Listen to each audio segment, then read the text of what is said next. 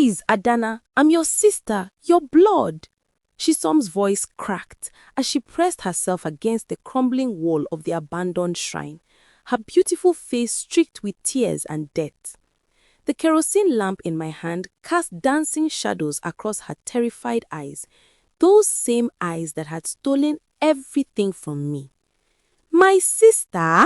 I laughed, and the sound that came from my throat didn't even sound human anymore. You stopped being my sister the day Mama said your name instead of mine, the day Papa smiled at you like I was invisible, the day Chukudi chose you. The matchbox felt light in my palm, so light. How could something so small hold so much power? Adana, please, she was sobbing now, her hands clasped together like she was praying. I never asked to be born like this. I never asked for any of it. But you enjoyed it, didn't you? I struck the match. The small flame reflected in her widening eyes, those same eyes that had stolen everything from me. The baby? She gasped, her hand moving to her stomach. Adana, I'm carrying Chukwudi's baby, your nephew, please. My hand trembled. Just one flick of my wrist, one moment, and everything that was hers would finally be mine.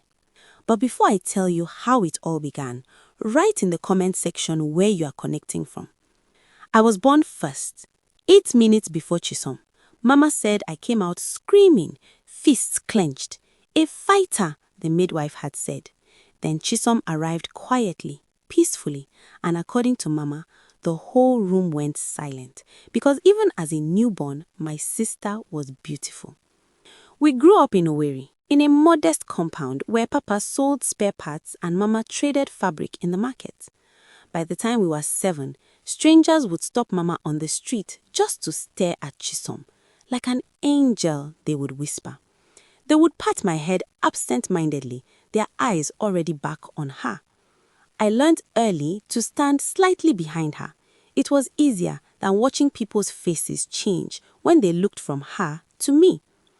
Mama would say, Adana is the smart one, Mama would say, her hand on my shoulder. She will go far with her brains. I hated that word, smart. It was the consolation prize. But I loved her. When we were 12, Chisom got so sick with malaria that her body burned like fire for 3 days. I didn't leave her bedside. I pressed cold cloths to her forehead, held her hand when she cried, and prayed. When the fever finally broke, she smiled at me. You saved me, Ada, my hero. That night, I convinced myself that being the smart one, the strong one, was enough, that our love was bigger than my jealousy. I was so stupid. Everything changed when we turned 19.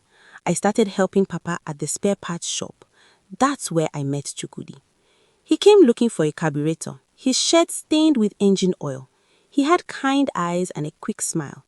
He was apprenticing at the biggest mechanic workshop in town, saving money to open his own shop someday. You really know your parts, he said, impressed. Most people just point me to a pile. He came back the next week, then the week after.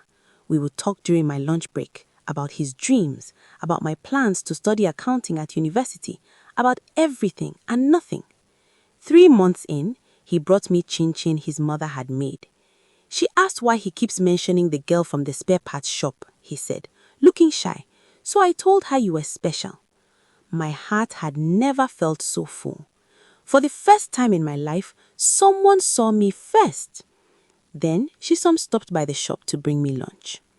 I watched it happen in slow motion. Chukwudi turned and his eyes found my sister. I'd seen that look 1,000 times, but never on his face. Never on the one person who was supposed to be mine. My sister? I laughed, and the sound that came from my throat didn't even sound human anymore. Twin? He can't stop staring. He still came to the shop after that, still bought parts, still talked to me, but something had shifted. A picture frame hanging slightly crooked. Once you see it, you can't unsee it. Does your sister have someone? He asked, trying to sound casual. I could have lied, could have said yes, she's engaged, could have protected what was mine. Instead, I said, no, she's single. Chukwudi asked Papa's permission to court me 2 weeks later. I should have been happy. He'd chosen me, hadn't he? Only Chisom seemed worried. Adana, are you sure about him? She asked one night. Something about the way he looks at things. Just be careful. I snapped at her. Not everyone is blinded by your face, Chisom. Some men actually value what's inside. She flinched like I'd slapped her. The first month with Chukwudi was perfect. He took me to the cinema, bought me suya, listened when I talked about university, but he also asked about Chisom. Casually. Too casually. Does your sister Hawa? Does Chisom like movies? Each question was a pinprick, small enough to ignore. Together, they bled me dry. Then came the Sunday we were supposed to attend his cousin's wedding. I woke up sick with terrible cramps. When I called Chukwudi, he said, could Chisom come instead, so my family doesn't think I made you up since you are twins? It was wrong, but I said yes. They came back 6 hours later, and I knew. I knew from the way Chukwudi couldn't meet my eyes, from the way Chisom went straight to our room without saying hello. That night, Chisom climbed into my bed. Adana, she whispered, I think Chukwudi made a mistake. I think he wants someone else. Her voice cracked. I'm so sorry. I asked, did you like him? The pause was too long. It doesn't matter what I like. He's yours. But he wasn't mine. Maybe he never was. I heard them talking in the compound 2 weeks later. I should have walked away.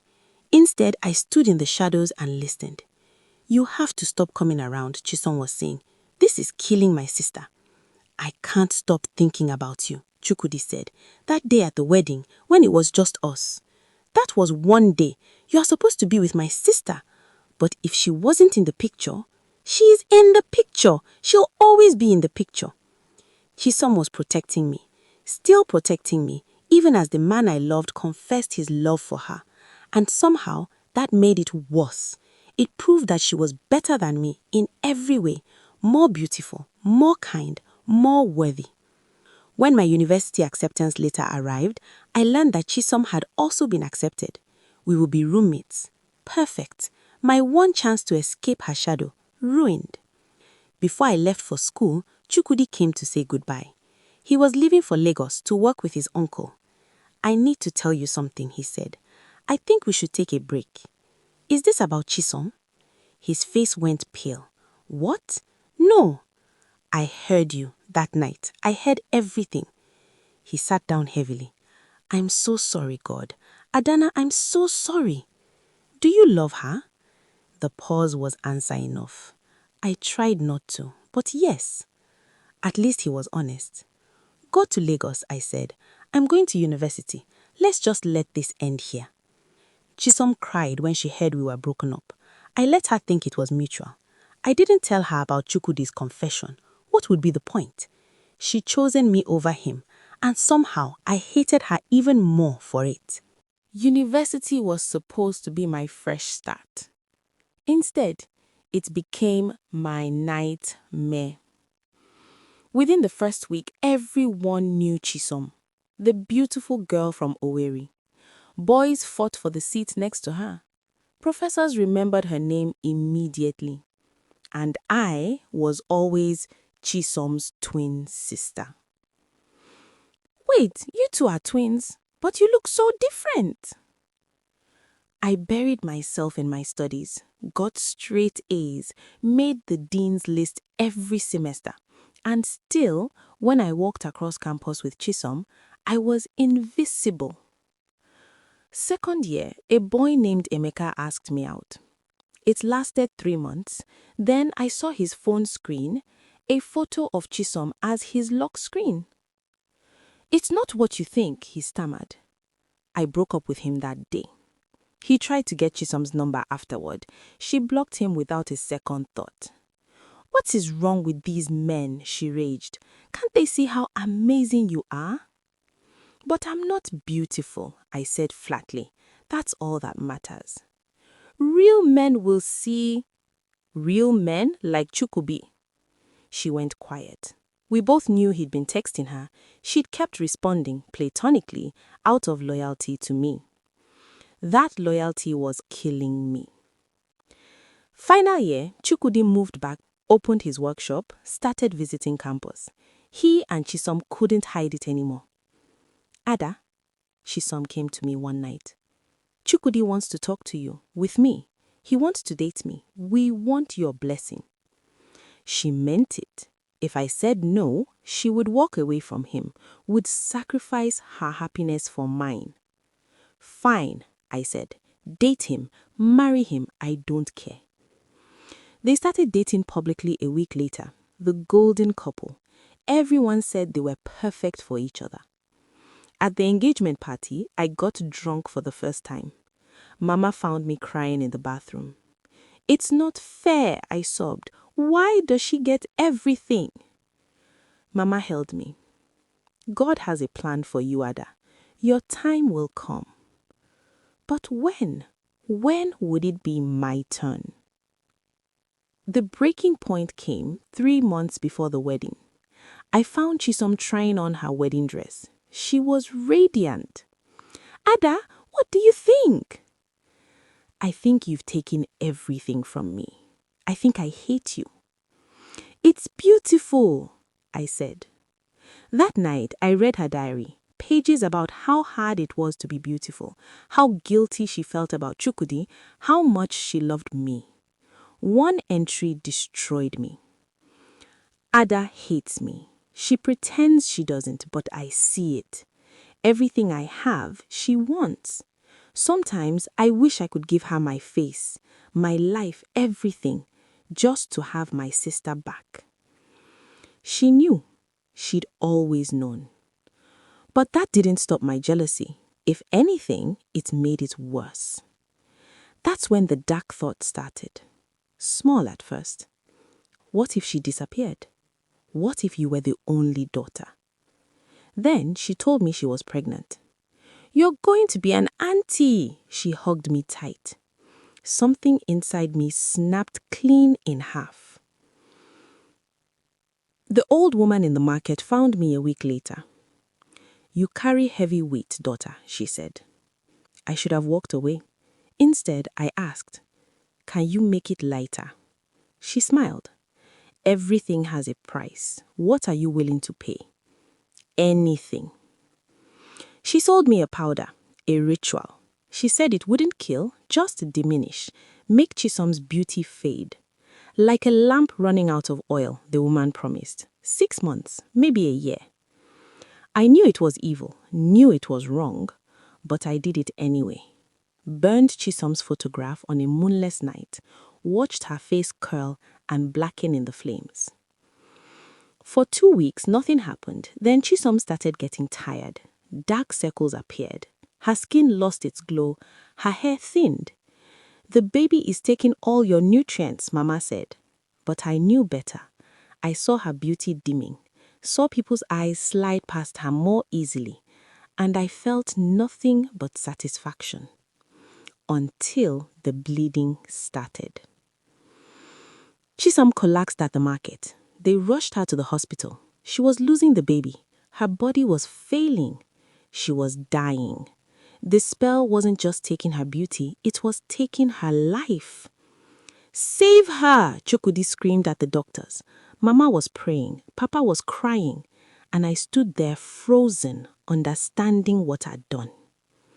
I ran to find the old woman. The market stall was empty, gone, like she'd never existed. I searched everywhere, asked everyone. No one remembered her. Desperate, I went to the shrine where I'd done the ritual. Maybe I could reverse it. Maybe I could undo what I'd done. That's when Chisom found me.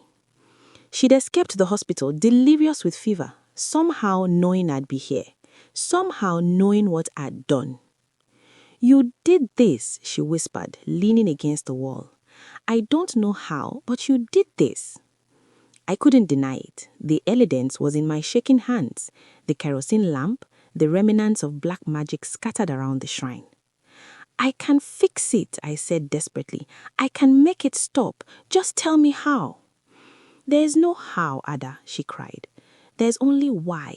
Why do you hate me so much? Because you have everything, the words exploded out of me. Because everywhere we go, I disappear.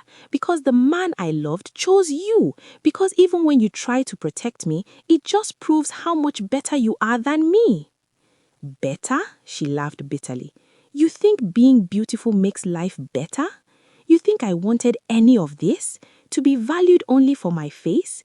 To have men look at me like a thing to possess? To watch my own sister slowly hate me more each day? You still got Chukudi. I got a man who fell in love with my face before he even knew my name. A man who broke your heart and mine in the process. You think that's a gift? She pressed her hand to her stomach. This baby, I prayed it would look like you. Smart and strong and real. Not cursed with this face that's ruined everything. My legs gave out. I sank to the ground. I saved your life once, I whispered. When we were 12, I prayed for you. I loved you so much. I know. She slid down the wall to sit beside me. And I've loved you every day since. Even when you hated me. Even now. We sat in the darkness of that shrine. Two sisters who'd been destroying each other in different ways. I don't know how to fix this, I said. The woman is gone. The spell, I don't know how to break it. Chisom took my hand. Hers was burning with fever. Maybe you can't. Maybe I'm dying, Ada. Maybe the baby is already gone. No! But I need you to promise me something. She squeezed my hand tight. Promise me you'll stop. Stop comparing. Stop hating. Stop measuring your worth against mine. Promise me you'll find your own light instead of trying to dim mine. I don't deserve. Promise me, she coughed and blood flecked her lips. Promise me or I'll haunt you forever. I'll be the most annoying ghost in all of Owerri. Despite everything, I laughed. A broken, horrible sound. I promise. Good. She leaned her head on my shoulder. Now get me to the hospital. If I'm going to die, I'd rather die in a bed, not in a creepy shrine. I got her to the hospital in time. Barely. The doctors didn't understand it, but the spell seemed to break on its own. Maybe Chisom's forgiveness had weakened it. Maybe my genuine remorse had reversed it. Maybe God took pity on us. Or maybe the old woman's magic had a loophole. It could only work on someone who truly hated their sister. And in that shrine, crying together in the darkness, my hate had finally transformed into something else. Not love yet, the wounds were too deep for that, but understanding, the beginning of healing. Chisom lost the baby. That consequence couldn't be undone. She spent 3 days unconscious, and I never left her bedside. When she finally woke up, Chukudi was holding her hand. He looked at me with something between hatred and confusion. She told me, he said quietly, everything, the curse, what you did. I know. I stood to leave. I'm so sorry. Sit down, Adana. Chisom's voice was weak but firm. We need to talk, all of us. What followed was the hardest conversation of my life. I confessed everything. The jealousy, the bitterness, the evil I had done. I didn't make excuses, didn't try to justify it. Chukudi wanted me arrested, wanted me gone from their lives forever. And he had every right. But Chisom said, she's my sister. She's sick, not evil. And I'm partly to blame. You aren't, I insisted. None of this is your fault. I knew you were hurting. I saw it every day. And I did nothing but try to make myself smaller, which only made you feel worse. I should have talked to you, really talked, years ago. You tried. I wouldn't listen. She smiled sadly. Then we both failed each other. Chisom and Chukudi postponed the wedding. She needed time to heal, physically and emotionally. He needed time to forgive me, if he ever could. And I needed to leave. I took a job in Abuja, far from Owerri, far from the memories, far from the sister I'd almost killed. I started therapy, learned words for what I'd felt: toxic comparison, self-worth issues, pathological jealousy. Learned that beauty privilege is real, but so is the prison it creates. Learned that forgiveness starts with forgiving yourself. It took 2 years before Chisom and I spoke again, beyond brief, painful phone calls. She invited me to her wedding, the actual wedding this time. She was pregnant again, glowing with health and happiness. Chukwudi barely looked at me, but he didn't object to my presence. That was progress. "You came," Chisom said when she saw me. "I invited you. She wasn't sure you'd come." I promised to stop running, to face what I did. She took my hands. "You look good, Ada. Different." I did. I'd cut my hair short, started dressing for myself instead of trying to compete with her memory, found work I was good at, even dated someone, briefly, but it ended mutually, not in heartbreak. "I'm trying," I said. "Every day I'm trying to be the sister you deserved all along. You were always that sister. You just forgot for a while." We held each other and cried. Not healing tears. We were both too damaged for that. But beginning tears. First step tears. At the reception, I gave a toast. "To my sister Chisom," I said, my voice shaking. "The bravest person I know. Not because she's beautiful, but because she forgave the unforgivable. May your marriage be filled with love, joy, and children who inherit your kindness." I raised my glass. "And may you finally get the peaceful, drama-free life you deserve." Everyone laughed. Chisom blew me a kiss. It wasn't perfect. We weren't healed. Chukwudi still watched me with weary eyes. Mama still worried. Papa still didn't know the full truth. But it was a start. 6 months later, Chisom had a baby girl. She named her Adana. "After my hero," she told me when I visited, "the sister who saved my life when we were 12, that's the Ada I want my daughter to know." I held my niece and made a silent promise. I would spend the rest of my life becoming that Ada again. Not the smart one, or the bitter one, or the jealous one. Just Ada. Flawed, working on it, but trying. Because Chisom was right about one thing. My worth was never in comparison to her. It was in me, all along. I just had to stop looking at her long enough to see myself. If you enjoyed this story, please don't forget to subscribe to African Folktale with Buchi. Like this video and share it with your friends and family. Comment down below and tell us what you think. Have you ever struggled with jealousy towards someone you love? How did you overcome it? We really would love to know. Until next time, remember, your worth is not determined by comparison to others. Goodbye.